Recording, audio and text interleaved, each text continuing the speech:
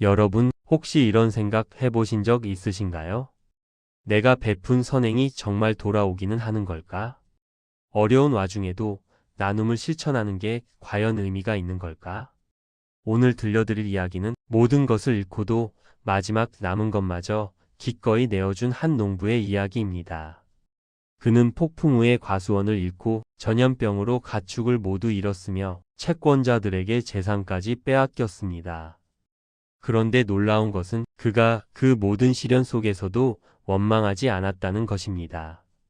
오히려 마지막 남은 땅마저 반을 팔아 그 돈을 기꺼이 헌금했습니다. 과연 그에게 어떤 일이 일어났을까요? 이 이야기가 끝날 때쯤 여러분도 진정한 나눔의 의미를 깨닫게 되실 겁니다. 자, 이제 시작합니다.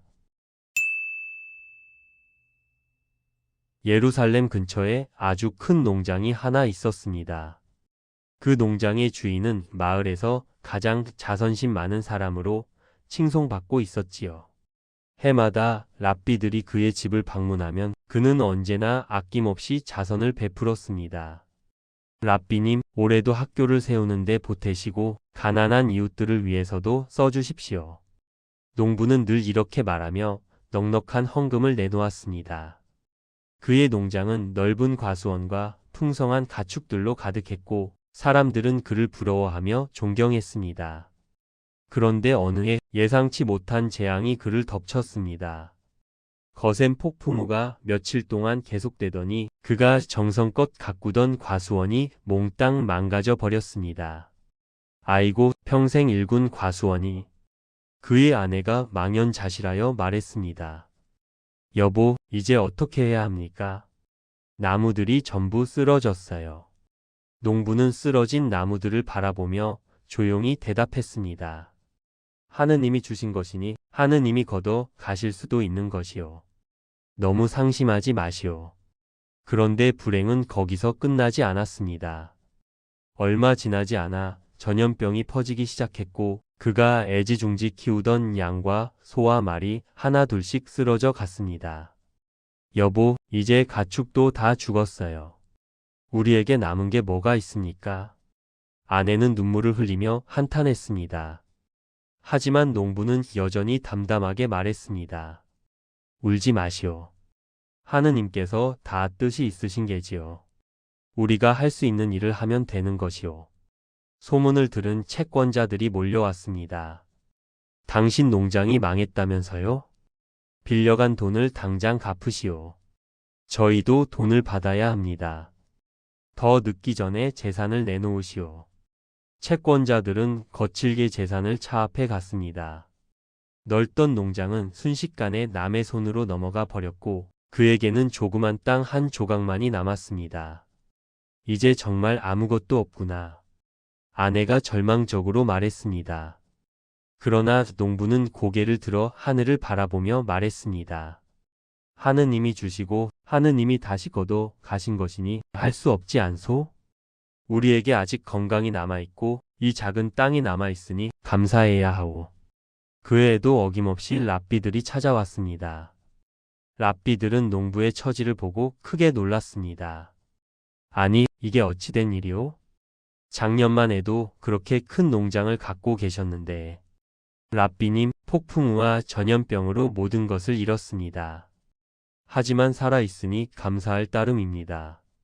농부가 담담하게 대답했습니다. 랍비들은 안타까운 마음으로 그를 위로하고 돌아가려 했습니다. 그날 밤 농부의 아내가 남편에게 조심스럽게 말을 꺼냈습니다. 여보, 한 가지 마음에 걸리는 게 있어요. 무엇이 마음에 걸리시오? 우리는 해마다 랍비님들께 헌금을 드렸잖아요. 학교를 세우는데도 예배소를 유지하는데도 가난한 이웃들을 위해서도 늘 정성껏 드렸는데 아내는 잠시 말을 멈추었다가 이어갔습니다. 올해는 아무것도 드리지 못하게 되었으니 그게 너무 부끄럽습니다. 농부는 아내의 말을 듣고 깊이 생각에 잠겼습니다. 당신 말이 맞소. 아무리 어려워도 랍비님들을 빈손으로 보내드릴 수는 없지 않겠소? 하지만 여보, 우리에게 남은 건 저 작은 땅뿐인데 어떻게 헌금을 마련할 수 있겠어요? 아내가 걱정스럽게 물었습니다. 농부는 결심한 듯 말했습니다. 그 땅의 반을 팔도록 합시다. 그리고 그 돈을 랍비님들께 드리는 것이요. 뭐라고요? 그러면 우리에게는 정말 아무것도 남지 않게 되는데 남은 반의 땅으로 더욱 열심히 일하면 돼요. 부지런히 일해서 메우면 될 것이요. 아내는 잠시 망설이다가 고개를 끄덕였습니다. 당신 뜻이 그러하다면 저도 따르겠습니다. 우리가 어려울 때 나눔을 멈춘다면 그건 진정한 나눔이 아니니까요. 다음 날 아침 농부는 마지막 남은 땅의 반을 팔았습니다. 그리고 그 돈을 정성스럽게 싸서 랍비들에게 찾아갔습니다. 랍비님, 변변치 않지만 받아주십시오. 랍비들은 깜짝 놀랐습니다. 이게 무슨 일이오? 당신은 지금 모든 것을 잃었다고 하지 않았소? 이 헌금은 어디서 마련한 것이오? 마지막 남은 땅의 반을 팔았습니다. 뭐라고요? 그렇게까지 하시다니. 랍비들은 감동의 눈물을 흘렸습니다. 당신은 정말 대단한 분이오. 어려운 와중에도 나눔을 멈추지 않다니 하느님께서 반드시 복을 내려주실 것이오. 농부는 겸손하게 대답했습니다. 랍비님, 제가 가진 것은 원래 하느님께서 주신 것입니다. 그러니 돌려드리는 것은 당연한 일이지요. 랍비들이 떠난 후 농부는 남은 반의 땅에서 열심히 일했습니다. 하지만 워낙 작은 땅이라 삶은 녹록지 않았습니다. 그러던 어느 날 농사일에 쓰던 늙은 소가 밭을 갈다가 갑자기 쓰러졌습니다. 아이고, 이제 소마저 쓰러지다니. 농부는 한숨을 쉬며 소를 일으키려 했습니다. 소가 빠져있던 흙탕에서 소를 끌어내는데 뭔가 단단한 것이 손에 잡혔습니다. 이게 뭐지? 농부가 흙을 파헤치자 놀라운 것이 나타났습니다. 소의 발 밑에서 보물이 발견된 것입니다. 금화와 은화 그리고 보석들이 가득 담긴 상자가 묻혀 있었습니다. 세상에, 이럴 수가. 농부는 너무 놀라서 한동안 말을 잇지 못했습니다. 여보, 이것 좀 보시오. 아내가 달려왔습니다. 어머나, 이게 다 뭐예요? 꿈이 아닌가요? 하느님께서 우리를 버리지 않으셨소. 우리가 베푼 것을 기억하고 계셨던 것이요. 농부는 감사의 눈물을 흘렸습니다. 보물을 팔아 농부 부부는 다시 옛날처럼 큰 농장을 경영할 수 있게 되었습니다. 아니, 오히려 전보다 더 큰 농장을 갖게 되었습니다. 이듬해 랍비들이 다시 찾아왔습니다. 랍비들은 농부가 아직도 가난하게 살고 있을 것이라 생각하며 예전의 조그만 땅으로 찾아갔습니다. 그런데 이웃 사람들이 말했습니다. 아니, 그분은 이제 여기에 살고 계시지 않습니다. 그러면 어디로 갔소? 저쪽 언덕 위에 있는 큰 집에서 살고 계십니다. 이웃 사람이 랍비들을 안내해 주었습니다. 랍비들이 큰 집에 도착하자 농부가 반갑게 맞이했습니다.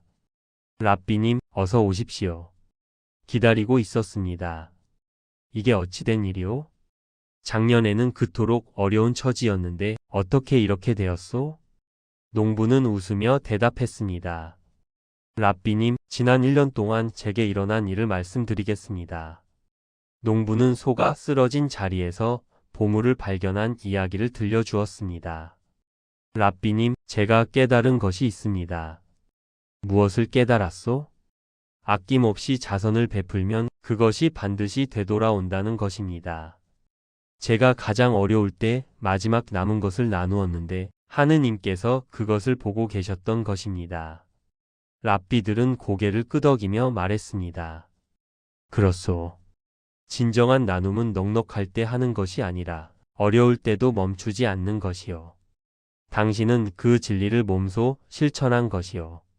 농부는 그 해에도 넉넉한 헌금을 내놓았습니다. 랍비님, 이 모든 것이 하느님께서 주신 것이니 마땅히 나누어야 하지 않겠습니까? 사랑하는 청취자 여러분, 오늘 이야기가 어떠셨나요? 이 이야기는 우리에게 중요한 교훈을 전해줍니다. 첫째, 진정한 나눔은 여유가 있을 때만 하는 것이 아닙니다. 오히려 어려울 때 나누는 것이 더 큰 의미가 있습니다.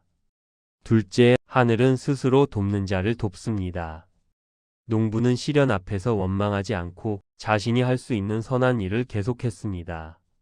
셋째, 받은 것에 감사할 줄 아는 마음이 중요합니다. 농부는 모든 것을 잃었을 때도 건강과 작은 땅이 남아 있음에 감사했습니다. 넷째, 베푼 것은 반드시 돌아옵니다. 언제, 어떤 방식으로 돌아올지 모르지만 선한 씨앗은 반드시 열매를 맺습니다. 우리도 일상에서 작은 나눔을 실천해 보면 어떨까요? 거창한 것이 아니어도 됩니다. 따뜻한 말 한마디, 작은 도움의 손길, 진심 어린 격려 한마디도 훌륭한 나눔입니다. 오늘 이야기가 마음에 드셨다면 구독과 좋아요, 그리고 알림 설정 부탁드립니다. 더 많은 지혜로운 이야기로 다시 찾아뵙겠습니다. 지금까지 책 읽는 소리였습니다. 감사합니다.